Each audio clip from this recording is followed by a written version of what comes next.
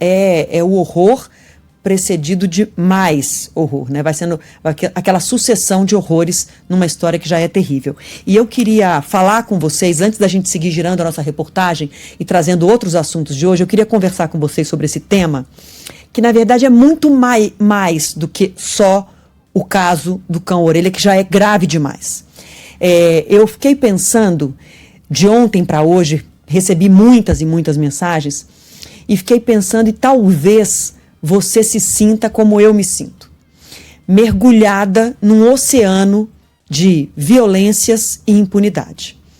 É o feminicida que fica 23 anos impune, é o estuprador que sai pela porta da frente da cadeia por bom comportamento, é o ladrão que mata para roubar aliança e roubar celular e desaparece, ou, quando preso, depois escapa na primeira saidinha. É a polícia que mata muito no Brasil e mata inocentes, muitos inocentes.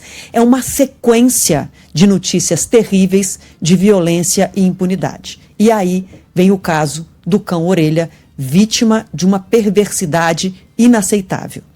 E eu fiquei pensando, por que o caso do Orelha mexe tanto com todos nós? Porque nós somos humanos, temos a capacidade de ficarmos indignados com a perversidade contra um ser indefeso.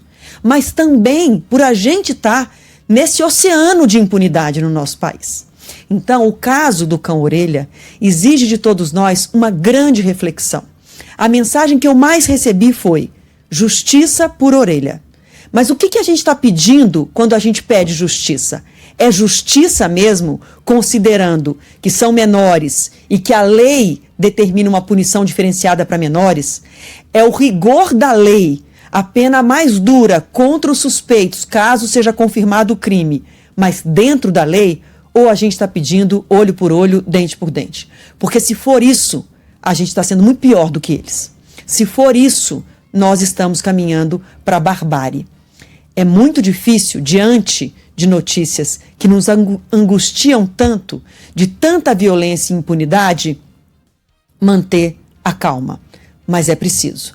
A gente precisa ser capaz de cobrar que a polícia apresente provas contundentes, que os suspeitos sejam indiciados, que a justiça julgue com rapidez, que imponha aos responsáveis pela crueldade com o Orelha a mais dura pena possível dentro da lei, que o dinheiro dos réus não seja uma razão de protelar, de adiar ou de minimizar a gravidade do fato.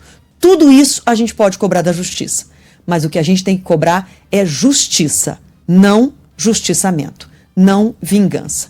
Nós seremos capazes de olhar para essa história e dizer que nós não podemos condenar a perversidade, produzindo atos ainda mais perversos, sendo piores do que aqueles que a gente considera que foram de uma crueldade absurda? Essa é a questão que o caso do cão-orelha nos coloca.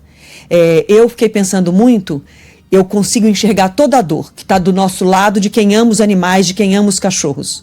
Mas também consigo enxergar que tem dor, por exemplo, nas mães desses adolescentes agora suspeitos.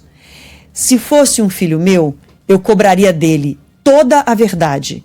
Cobraria da justiça investigação séria e punição rigorosa, para que fosse um episódio que gerasse aprendizado, que gerasse crescimento, que gerasse ética, responsabilidade. Não acobertaria em nada.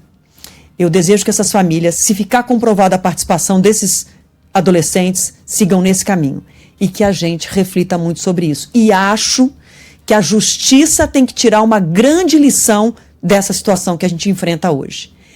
Se a benevolência com criminosos persistir no nosso país, se a impunidade imperar no nosso país, se o dinheiro de criminosos, de réus, for suficiente para protelar a justiça, a gente vai caminhar para o abismo da barbárie.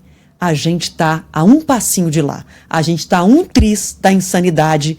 E esse episódio do cão-orelha tem que ensinar muito a todos nós.